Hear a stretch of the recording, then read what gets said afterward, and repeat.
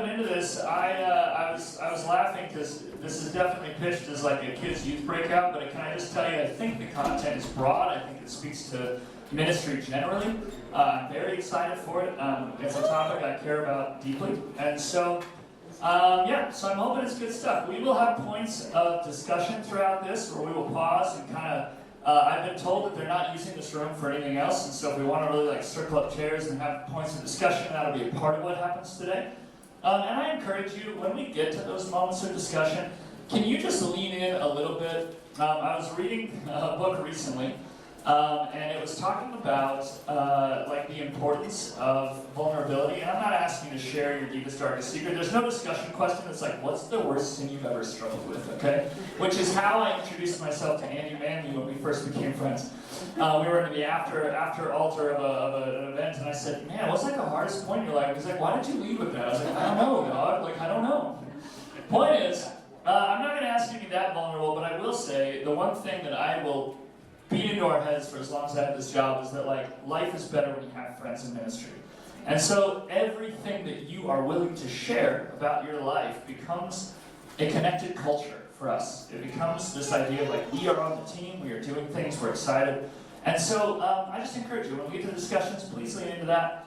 Makes it more fun. Plus we have a lot of time to fill, and I was like, I was not planning on preaching that long anyway. So today, we are talking about the power of a side quest. First of all, everybody give it up for my awesome wife Beth running slides back there. She's the best. Okay, we're talking about the power of a side quest. My other title, stolen from Mean Girls, is Get In Loser, We're Going on a Side Quest. Alright? This topic to me feels incredibly important in terms of like longevity in ministry. Okay? So when it comes to like how I would describe ministry, as I kind of mentioned in there, we have two really basic things that happen in ministry. There's what we got into the ministry for, the calling, right? Like I got into ministry because I wanted to work with teenagers. That's what God called me to do. And then like 87% of my time was spent doing a lot of other things I did not sign up for. Anyone have that experience? Yeah. Yes. It's a lot of what we end up doing. And it goes beyond just the simple, like, because everybody knows there are parts of, like, for example, the youth pastor background, there are parts of working with youth or working with kids or college students that you like doing. There's parts of the pastoral ministry that are still in your lane, but you don't enjoy doing. But that's not really what I'm talking about. I'm talking about the stuff that comes out of left field, the skills that you're like, I don't know why and when and where and how. What I am doing ties into the main story, okay? And so I use this language of the side quest. Anybody like playing video games? My favorite video game is Legend of Zelda: Breath of the Wild, okay? Still an incredible video game. For those who play it, you're like, yes! For those who are like, I don't care, I'm like, you still don't care, it's fine. But here's what video games do, right? Video games usually have a main storyline that you are determined to follow. You gotta fight the final boss, you gotta rescue the princess, you gotta do whatever, right? And then there's side quests. Things that like do not actually benefit the main story of the game, but are probably the most fun part of the game in my opinion. These are like going to parts of the game that you can explore that have nothing to do with anything, and like literally they're like, the princess is trapped, you have to save her, and I'm like, I'm collecting 99 out of 100 seeds, and I need to find the 100th seed. Like, that has to happen. This is important, the princess can wait, okay? Like, it's all these tasks that don't really add up to the main story, but they really do form a lot of the substance of what the game ends up being. If you talk to people who play Legends of Zelda, they will not tell you like, oh yeah, I beat the final boss, it was fun. They'll be like, dude, I went to every location here and I found every weapon there and I tackled this kind of creature. Like it's all about the side quest, the substance of the game. And what I would argue is that the very parts of our lives in ministry that make up the substance of the game are the parts that we fight against the most or burn us out the most because we do not see their connection to the greater story. That's my premise today. So, we're going to dive into it. There are a lot of side quest people. Yes, Christina? Are you recording this? This is recorded. Thank you very much. Yeah. So there are a lot of side quest stories in the Bible. I'm going to hit about 6 of them from kind of an overview standpoint, okay? Let's take Joseph. We call him the king of the side quest, all right?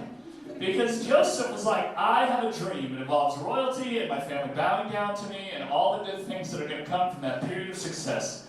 And as we know, he got sold into slavery, spent 7 years managing some dude's household, gets accused by his, by his wife of trying to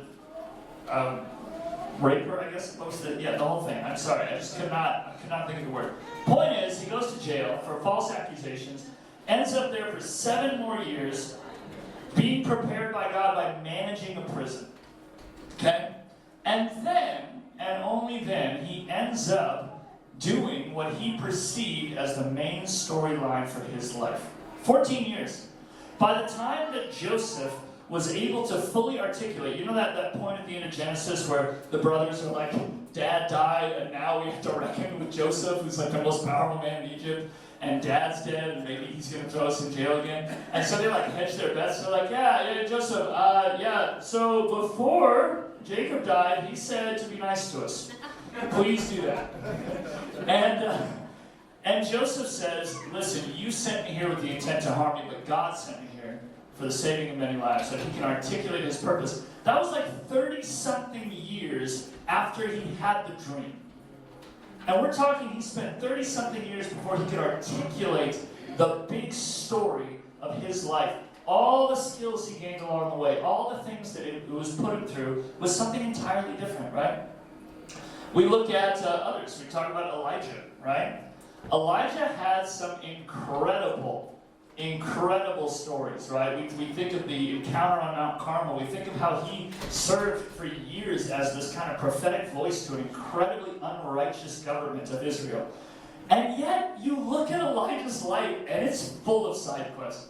You know, God had the audacity to be like, yo, go live by this brook. Just chill there. There's going to be some ravens to feed you. Do that. He's like, okay. What does that even mean? That's the weirdest thing, okay? And he goes and lives by this brook, so probably to learn about, faithfulness and obedience to God. And then God says, hey, I know the whole nation's in trouble. Could you go live with this widow and just take care of her and her son so they don't die? Side quest energy. And he just travels around doing all these extra tasks, and you're like, bro, the entire government's corrupt. Go do your job. But he was doing exactly what God called him to do, growing into the person God called him to grow into, to eventually lead and confront Israel. Moses, again, spends 40 years being raised in leadership in Pharaoh's palace. I think we sometimes overlook it because obviously it wasn't a great system, but he was learning things. He was not sitting idle and just experiencing life. He was learning how to lead and looking at one of the most successful empires of his day. Then, God's like, that's not enough training, all right? Can't just get your associate's degree, okay? You got to go to the desert for another 40 years and figure out how to live in the desert. Spoiler alert, that'll come in handy later, okay? And so he's in the desert for 40 years, learning probably how to find edible plants or figure out how to get water out of places or just not die. He's just learning skills in the desert so that for the final 40 years of his life, he can take all the leadership and all the desert experience and turn it into what God intended for his life, okay? So on and so forth. We have David. Side quests abound there. David's like, I killed the lion, and I almost said I killed the sheep, and I was like, not the same. He said, I killed the lion, and I killed the bear, and I could kill this Philistine, right? David spent his life as a man of war. He was learning skills. He was off doing things. He was learning how to worship in private. He was running things to his brothers. He's just learning. He spent years in the wilderness before assuming the kingship. And you know what he was doing? If you look later in David's life, not the bad parts, to be clear, that was tough. But the good parts of David's later life, you look back to when he leaves again for the wilderness, he's made relationships with all these kings and kingdoms. He's either conquered or made peace with all these nations around them. And all the time that he was running from Saul and out of, he'd been anointed as king and he didn't get to be king, which is how it can feel sometimes. We're like, I'm supposed to do the thing, and I can't do the thing. My lead pastor's not letting me do the thing. Sorry, the deep identification from the right here was solid. That's a Sean and Christina marriage moment. That's on you guys. I don't know what to do with that. So, point is, it's whatever it is, David's running around doing this stuff, and then it turns out all that stuff was incredibly useful for what God had actually called him to do. We look at the Apostle Paul. Does anyone remember that the Apostle Paul just disappeared for like years? He gets saved, almost gets killed, and then leaves. And we can only imagine, the Bible leaves us to fill in the gaps, that Paul spent years honing who he was in his relationship with Jesus, only to be launched into a very public, very formative, very influential piece of Christian ministry. It is, besides Jesus, Peter and Paul's show that brings us the Christianity that is ours today. And yet, he had all these skills he develops. He's reading poetry, he's learning things. His whole sermon in Athens is like, your own poets have said. And I'm like, it's because he knows some things. Bro got educated. All right, he was smart. And he has all these background skills. His identity as a Pharisee and like raising up under that turns into him being the bridge between the Jewish and Gentile church. Who could have thunk it? Probably Jesus. And then we come to Jesus himself. Jesus spent 30 of his 33 years not publicly ministering. That by itself should tell us that the humanity, where do you think he collected the parables? Do you think he just like came up with, well, he could have, to be clear, it's Jesus. Like he's kind of a cheat code where it's like, okay, he's just probably fine. But like he spent 30 years living and observing life among people so that when he launches public ministry, suddenly he goes, so the kingdom of God is like scattering seed. Why? Because he spent years observing farmers and all the things they're doing. He spent years observing his culture and learning about the power structures of the day and how to be God's representative. Obviously, is Jesus, so, you know, he's the best. But, like, he is going into it, and he gets into his public ministry, taking all the skills he's learned, all the relationships, all the humanity he's experienced, and launching, obviously, God's mission in his life, which is to save the entire world. It's super cool. So we have these side quests, right? And now I'm gonna hit home a little bit, especially if you're an associate in here, because this next slide defines two types of side quests. Those you choose, and those chosen for you. Does anybody have side quests that were chosen for them? You're like, I would not have signed up for this, I hate it, okay? Tucker, my replacement, is in the room. Okay, he's in Baker now, youth pastoring, and we share some of the same, let's say, chosen for us side quests in life, okay? It's a hoot. When I moved to Baker, I learned that I was suddenly preaching nursing home services, and I was like, I've never even been around old people. I don't know what to do with this. I was like, hey guys, you ever been eating hot dogs? And they're like, no. And I was like, okay. Have you ever been skateboarding? They're like, also no. And I was like, okay, I don't know what to do. Like, not that I, again, skateboard, these are bad examples. The point is that I had no idea how to connect with those people, okay? Now, I'm going to make a statement that I mean very affectionately. I spent almost 10 years in Baker, rotating with Pastor Rod and others, doing nursing home services, learning how to step into environments that when I moved there as a 21-year-old were incredibly uncomfortable for me. But can I tell you a truthful statement? Does anyone happen to know the main age demographic of the workers at Glacier Bible Camp? And I mean it with all affection. But can you hear me out that now I'm busy doing DYD stuff, which I thought was about all these folks and students and whatever, and the amount of times I'm sitting down with people of all ages and demographics and places that I grew accustomed to by doing the side quests that I didn't even want to do. We had men's prayer breakfast in Baker, and Pastor Rod looked at me when I moved there, and he's like, you have to come. And I was like, I don't want to come. It's on a Saturday morning. It's really early. I don't even like breakfast that much. And he said, trust me. And I learned the heart of my board members, because a lot of them were at that place. And I learned how to have these slower-paced conversations that, like the speaker was talking about, dug into the purpose of cultural change. I learned how to hold a wide variety of relationships, how to talk the talk, how to get along with folks who did not always share my generational worldview. And again, turns out those things are very important. When I'm trying to pull now an entire state's worth of people of all different generations and age gaps, who, believe it or not, all do believe in the next generation, but all express it very, very differently. And yet, we are called to come to the middle, to say, like, all these skills mattered a ton. You know, I was selling fireworks in Baker, okay? I love selling fireworks. It's one of my favorite pastimes of all time. It's just my favorite. Plus, fireworks are expensive, and so if I could, like, test them instead of buy them, that was nice. That was always a good perk. But I was like running a youth center budget, and suddenly I was like, man, there's like $10,000 I'm responsible for. And I was like a child, so I was like, I've never even seen $10,000. They're certainly not paying me $10,000. Point is, it got better. Okay, it got better. But you get this like experience, and then suddenly I'm running fireworks, and we're pulling in $30,000, and then I'm running a fair boost, and now over the summer we're pulling in more money, and then suddenly we open a church coffee shop, and I'm learning about invoicing and ordering and management, and now the budget's up to $150,000, and then I get handed a youth budget for the state of Montana, and they're like, don't screw it up, and I'm like, okay, good thing that I've already killed the bear and the lion, and now I'm trying not to screw this one up too. There's skills that I wasn't perceiving. I was not ready for it. I still remember the day, my wife's the best, in case you didn't know. She's awesome, but there was a point, and I've quoted this a lot, but I was running an all-nighter, that blessed of all youth events, and I was running an all-nighter, and I had previously, again, I was 21 when I moved there. I was like, I had really no reason, because I was single, so I was like, I'm just going to do ministry all the time, because that's what I wanted to do, and so I was like, I would stay up late at the youth center until 2, 3 in the morning playing video games, obviously with just like dudes, you know, and we just like chill there and do whatever. And so then finally we're like, no, we're going to do a real all-nighter. It's going to be co-ed, we're going to have things planned. And Beth was like, how many things do you have planned? I was like, 1 or 2. Which is the worst way to do an all-nighter, people. If you're going to do an all-nighter, plan every second of that sucker, because trying to keep students sane at 6 in the morning is absurd, okay? And so Beth so graciously let me, she gave her perspective and then let me walk into that, and it failed miserably. One of the worst events I've ever run. It's true, straight up. It was bad.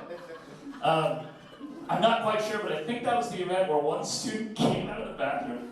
It's like this 8th grade girl. She was like, hey, just so you know, found a bag of pot in the bathroom, but don't worry, I flushed it for you. And I was like, what do I even do with this information?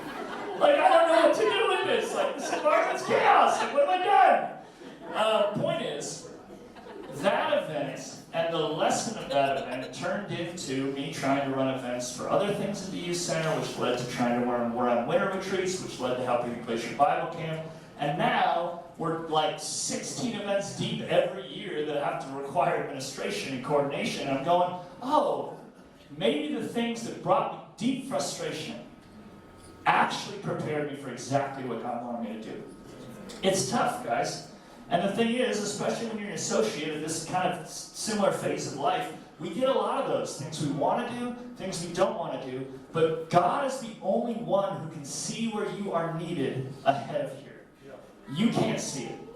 I can't see it. We have no idea what our jobs are going to be in 10 years, and we have the audacity to take the frustrating parts that God puts in front of us and say, no thank you, Jesus. I would like a no thank you helping with that. One bite and I'm out. No! The frustrating parts of our jobs are oftentimes the things we need to lean into, because again, if God's given us an opportunity to learn, grow, acquire a skill, like, it could be that he might have an idea of how that skill is going to come into play. I'm learning skills in this job that I'm like, I hope this applies somewhere, because otherwise it's just wild. You know what I'm saying? Like, I don't know, God, but apparently you're up to something, we'll see. So, I mentioned that there would be points of discussion in this. Our first discussion questions, and again, you do not have to leave the chairs in straight rows. I would love for you to get into groups of 4 to 6 people, and circle up a little bit, or at least turn around. But again, as I said at the beginning, I think part of our shared culture is that we lean into each other's lives. And so we're going to do that. Our first question is this. What are some examples of side quests in your life and ministry, both chosen and not chosen? We're going to get to know each other and the kind of fun hobbies that you've picked up and the ones that your lead pastor has picked up for you. Okay? So the goal is to get to know one another. What are the kinds of things that do not feel like they relate to the main calling or story that you're trying to do, but that you still have to spend a lot of time on? So, turn around, find a group around you, get to know some folks. We all wear name tags, they're double-sided, so there's no escaping. Being known. All right. But please, let's take the next 10 minutes, get to know some folks around you. All right, we will have more times for discussion, but for now, even in a small way, you can turn your chairs back this way. So these chairs are portable, it's real nice. So turn your chairs back around. you don't have to fully straighten everything out, but at least make sure you can look back this way. And then we'll do some more discussion in a little bit. For those of you who are just excited to bare your soul, I know you're out there.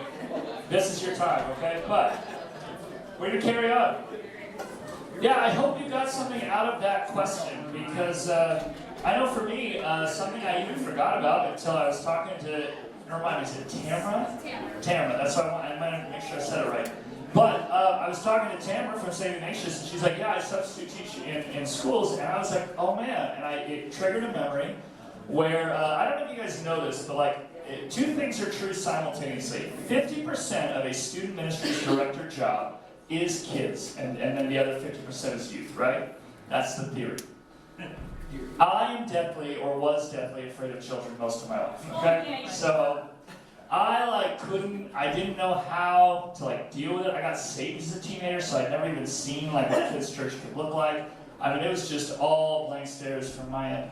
And there was a guy who came and did a leadership session at a youth conference, and he said, hey, if you're a youth pastor, just so you know, you should be doing kids ministry. You should understand it so that you can team up well. And I was like, well, I don't want to be losers. So I went home and prayed and said, God, help me dip my toe into kids ministry. I had no idea what was about to happen.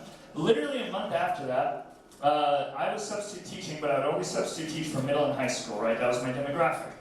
And then we had this gal in our church, and her name's Jody. She's lovely. She was at the time a teacher for K through 7th grade music. Oh my. And she was going on maternity leave, she needed an 8-week substitute teacher, a full-time job. And I was like, God, this is the clear and uncomplicated answer to my prayers. And so I took this 8-week sub, and I kid you not, I was not okay. First of all, I get into elementary school, and all the tools in my tool belt for subbing with students was threaten them or use sarcasm. You cannot do that, it turns out, with children. It's very bad. They cry. I accidentally made a 6th grader cry, but it was not my fault. You just need to toughen up a little bit. Okay, point is, so I was learning a ton, and the conversations are just markedly different. And suddenly, they called me Mr. E because Mr. Epley and the kindergartners, and so they were just, and literally there's this kerfuffle in the crowd, and I don't know what's happening. I'm trying to control this music room of students, and I'm trying to figure out what's happening. They're like, Mr. E, can you tell him to stop punching me in the wiener? And I was like, what do you do with that? This kid just pops off that statement, and I'm like, all my crowd control training has failed me. I gotta know. And then he just kept repeating the word over and over and over. And I was just like, what do I do? Children are terrifying. Oh my gosh. And so again though, that was a welcome and unwelcome. It was kind of a best of both worlds moment. But it was it was an experience, and then I started visiting kids camp, and then eventually I ended up as student ministries director, trying to work with both kids and youth, and going, man, had I not, where would I have been? I'd be even farther behind the ball. You know what I'm saying? I'm still learning a lot about kids ministry, let's be honest. But, continuing on, let's look at Joseph's life particularly, okay? Not this Joseph, that Joseph, okay? Joseph's life in the Bible particularly, because what I want to highlight, and what's really a deep part of my heart for this next part, is whether we admit it or not, it's not typically the stuff that we signed up for that knocks us out of ministry. It's the rest of it. I was never mad. I mean, I was mad at ministry and teenagers, let's be honest. But I was never that kind of mad. That kind of mad was in my calling. The kind of mad where I had to put up with students and their ridiculousness, and they do this whole, it's like whale watching with youth ministry, where you're like, oh, there they are, being a responsible Christian believer, and then they dive into the stupid again for a long time. And then they come back out, and you're like, oh, they might love God, and then they just dive right back in. It's a whole roller coaster. I'm going to make a book. It's going to be called Whale Watching. It's going to be fun. The point is that this is a lot of that I understood. That level of frustration was in alignment with my calling. But the frustration I felt not knowing how to prep a sermon for a nursing home, or the frustration I felt being asked to do, especially if you're in small town youth ministry, sometimes ministry guys, there was an event, it was called the Great Turkey Massacre. Oh! And this gal in our church, we used to do blessing baskets. Anyone know blessing baskets? They're really cool. They're around Thanksgiving, and you pack a Thanksgiving meal and send it to people. And what you do is you go to Walmart and get a 14-pound butterball turkey that you can conveniently buy and throw in a freezer. What you do not do is listen to the lady in your church who says, I would like to raise all the turkeys for the blessing baskets this year. And the thing is, my dearly beloved lead pastor said, yeah, that's great. And then about a month out from Thanksgiving, we're like, who's going to kill all the turkeys? Which is how this city slicker, I'm not a small town guy, I'm not a cowboy. I don't really deal with animals in that fashion. I'm like dressing birds as my youth staff has just chopped their heads off on a stump outside. And they used our youth trailer to transport them, so now I have to clean the blood off before camp season. It just was a whole thing, guys. There's a podcast episode on it. There is. We did a podcast episode on it. Point is, it was wild. And I thought to myself, that's the stuff. I literally went home and I was like, I could quit ministry. Like, it's just, I hated it. And there were darker days too. There were days, just hear me out. That was the worst for a lot of reasons. But there were other days where, like, I sat through an ambush board meeting where these board members had a beating their bonnet about something that I was doing. They didn't seek my advice in conversation, but instead decided to powwow together and then sit me down. I just walked into the church basement unsuspecting, and I had a board member's wife say, all your youth ministry does is hurt people. And I said, that's a weird take on the last 8 years of my life. It's a weird thought. And that moment was tough. It was hard. Like, that's the kind of stuff that I was like, first of all, I didn't feel like I was open to that level of scrutiny at that point. I don't know where you came from out of left field with that. I don't know why I'm sitting here in this place. I don't know why decisions were made that led to this place. I don't know why I'm being asked to resolve tensions that were not mine to carry. And yet, I joke a little bit now, but like now my whole job is tensions that were not mine to carry. And I'm like, all right, let's go. We're having a good time. But the point is like, it's all of the moments, guys. And what we feel along the way is the danger point, where it's like, man, it could knock us out if we're not careful. It's the stuff that we didn't sign up for that God is working into the story, but it's hardest to see it. The life of Joseph. I mentioned that false accusation, right? Anyone ever felt betrayed by people you work with? Hopefully not like your staff, like the people in the congregation. Maybe it's the staff. I don't know. It's a different conversation. Point is that there are moments where our motives are misunderstood. Or you stick your neck out for a student or for somebody else and have it blow up in your face. It's pastoral ministry. It's the stuff that sticks a knife through your back and says, make sure you smile when you get on the pulpit today. You know, it's hard. You look at Joseph feeling forgotten or stuck. Anybody ever felt forgotten or stuck? Gosh, like it's life, dog. Like I remember there was a tipping point. I was in Baker 9 years. Baker's a town of 1,200 people. When I first looked it up, I had to zoom in on the map to see the streets on Google Street View. You know what I'm saying? I was like, wow, 8 blocks by 6 blocks. That's crazy. I didn't know they made them that small. I thought everything east of Billings was vaguely North Dakota, and it wasn't. There's like a bunch of communities over there. Turns out, great people. Some of my favorites. I'll pick on Sean Madsen because apparently Eastern Montana is so foreign that the first day I showed up at his church as DYD, he said, yeah, we're welcoming Joe and Beth to Montana. I said, it's Eastern Montana, it's still part of the state. Get your whitefish uppityness out of here, all right? But anyways, that's a whole bitter point for probably a therapist at some point. So, but feeling forgotten or stuck. I don't know if you know this, my biggest struggle in life at times has been that I always enjoyed being the center of attention. Like, I always wanted that. As a kid, I was second grade, and I sprayed sour spray up my nose. Do not recommend. And it hurt really bad, but it got a whole table full of people to look at me. You know what I'm saying? Like, I was that kid. Like, and I was that middle schooler, and that teenager, and that adult. You know what I'm saying? And God has the audacity to send me to a town of 1,200 people, to a church of 100 people, and say, Joe, you're just going to be here. And I remember my prayers over the years being like, God, if you leave me here for a second, that's fine. That was my first prayer. And then it was like, okay, God, after about 2 years, it was like, all right, God, if I have to stay here a while, that's fine. And after about 5 years, I said, God, if I have to stay here a significant chunk of time, I guess that's cool too. And then after about 8.5 years, I was like, God, if I minister to these same people, I will be okay. And then 2 months later, they called me and said, you're going to be the DYD. And I was like, that's the stupidest timing ever. Like, I was finally fine, you know what I'm saying? And it's just like how God works. He has lessons to teach us in the toughest seasons. Yeah. And I did. There were times where I felt forgotten or stuck in what I was doing, where the fun had faded, the heart had set in, and it was just a slog to go forward. But Joseph learned hard work. That's a good lesson. The whole thing. I just wrote the whole thing. It's his whole life. Patience, the whole thing, humility, etc., etc., etc. The skills, the character. Listen, we are so convinced that we know what type of people we should be. We believe it. We're like, I'm the type of person who should never have to sit through this because I'm either above it or I don't need it or whatever. And meanwhile, it is the stuff that is hardest for our character that God is trying to drill into us the most. It just is. There's no other way to make a minister than by a lot of suffering.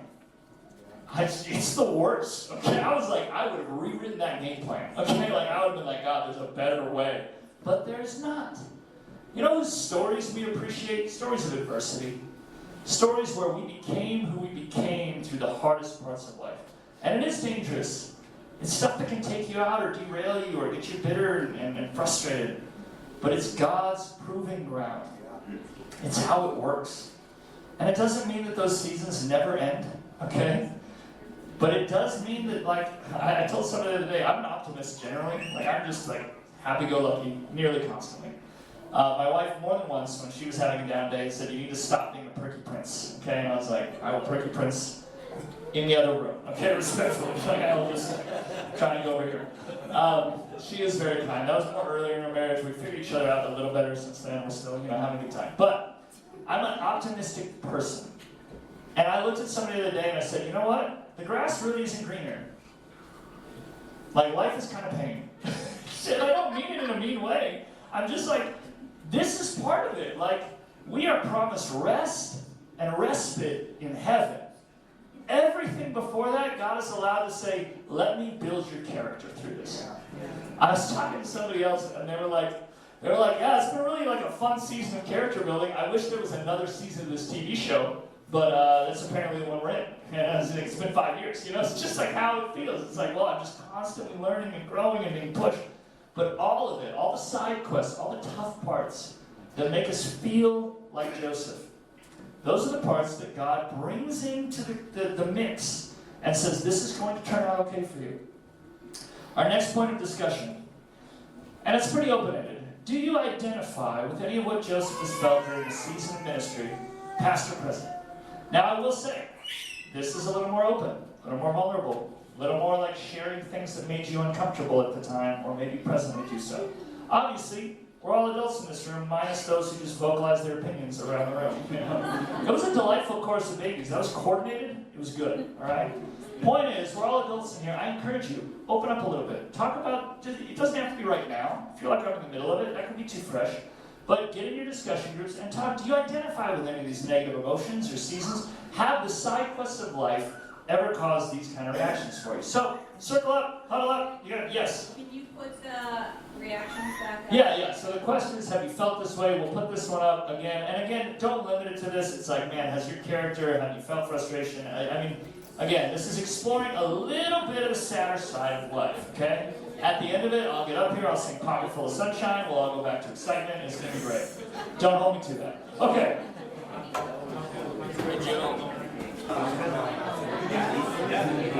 All right, regardless of your complaints, we are moving forward. I'm going to let you in on a really real secret, though. The craziest thing about close relationships among pastors is you can do this all the time, okay? You can chat more about stuff. You can do it over lunch.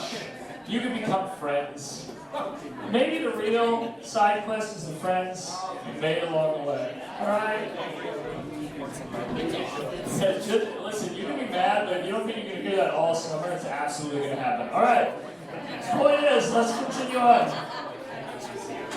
I have a couple things, and then we're going to end this with just a good brainstorm. So I'm going to take the next 4 just because I don't want to interrupt this at the end, we are still looking for summer camp interns. So if you know a 17, 18, or even older person who wants to be a summer camp intern, who you think would be a great capstone for their spiritual experience, hit us up. We would love to have not only a good workforce, but they truly have become close with my wife and myself. They're serving in ministry all over the state and other places, and we just love to have that experience. So if you feel like that fits one of your students, let me know. Shameless plug. Okay, let me just say this, and we're going to kind of look at the last facet of what happened in each of these individuals' lives. I like this phrase. Sorry, the next one up here. Every sudden elevation in public is preceded by long preparation in private. That is not a revolutionary phrase. I don't think I came up with it. I probably wrote it down and thought I came up with it, but I didn't. People have been saying this for a long time. But, point is, everything that represents an arrival in our life, when the storm finally clears, and we go, man, I enjoy ministry again, or when when we have that day where we realize the things that used to bug us a lot don't actually bug us because we've grown, when we have that moment where it's not just us and those close to us recognizing our value, but we get very publicly recognized as being good or proficient or going to change lives, every single suddenly is backed by a long trail of obedience privately. It just is what it is. Looking at the stories that we mentioned, Joseph, Elijah, Moses, David, Jesus, Paul. Again, Jesus elevated to be recognized as the Son of God. I would not personally pick the path he had to walk for 3 years, okay? Ended with a crucifixion. Rough stuff. All right? It was tough, but Jesus' elevation to the Son of God, it says he learned obedience through the things he suffered. Right? Elijah, gosh, lots of private moments. Being fed by the ravens at the brook, dealing with this widow, walking into the various miracles and miraculous situations leads to a showdown. Listen, have you ever read the story of the Mount Carmel showdown with the prophets of Baal and thought the absolute audacity of Elijah to call down fire from God, that's putting everything on the line. He's like, my God will answer by fire. Now dump water on it. You don't get that kind of confidence from having no challenges in life. You get it from seeing God work in very painful places. He trusted, right? We've already talked about Joseph. Obviously, he becomes ruler of all Egypt. And more importantly than that, he takes his place in the stewardship of the big story of God. Joseph served a purpose. I think we're really funny because I think it's sometimes we have this idea that our Christian walk, it starts here and then we die. It's that's my impact. I'm like, no, we are stewarding a moment in history for the people that we're meant to influence. And your piece of that puzzle builds on the next person's piece and the next person's piece. There's no arrival, there's no finish. It's just I did my part, God. Take it to somebody else, We look at David and Jesus and Paul, and we already looked at Jesus, but Moses and David and Paul, and we see these same markers of preparation and preparation and preparation and preparation, and then we get to see the good bits.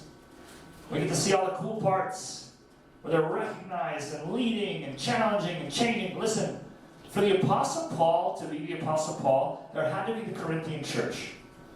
The Corinthian church was messed up, okay? It's chapter 5 out the gate. They're you gotta tell that guy to stop sleeping with his mother-in-law. We're some of us are no, we have that in our congregation too. I'm listen, we'll pray for you. All right, but that's the stuff that Paul's walking through to become the voice for Christianity. He got beat, he almost died 1,000,000 times. That's a whole rap sheet, right? And then we're I want to be like the Apostle Paul. That's what I prayed in church camp. I love church camp. Obviously, I run church camp. But I was yeah, I want to be like Paul. And it's Paul almost died 87 times. I was maybe I want to be like Timothy. Was Timothy chill? Timothy was probably a little more chill. I was laughing. I was looking at the, this is not a statement to laugh at, sorry. I was looking at the martyrdom of the original apostles. It's not a light subject. Point is there's one apostle that got to die of old age, right? It was John, right? And the thing is, you're oh, cool, John made it, but he also got exiled to a prison colony and boiled in a vat of oil at one point in his life.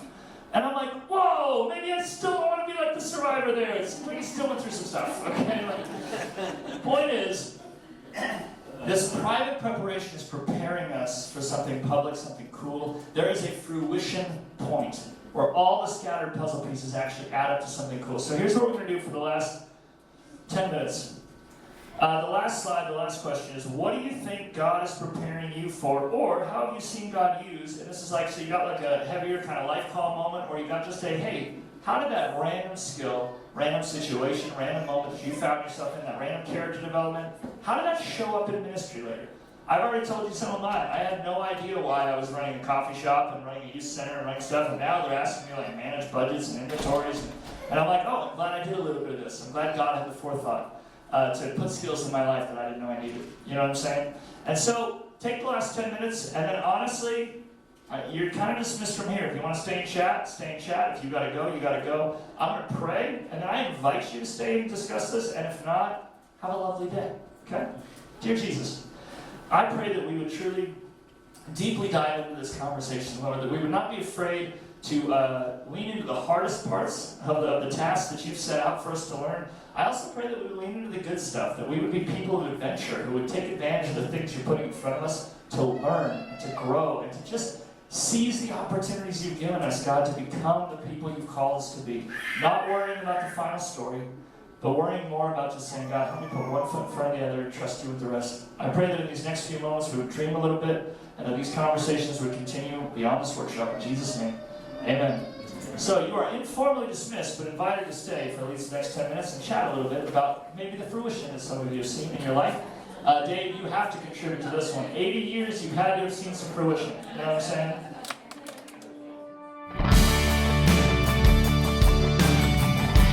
Thank you for listening to the Montana Ministry Network podcast. This episode and more can be heard on our iTunes, Spotify, and YouTube channels. And you can find us at www.montanaministrynetwork.com.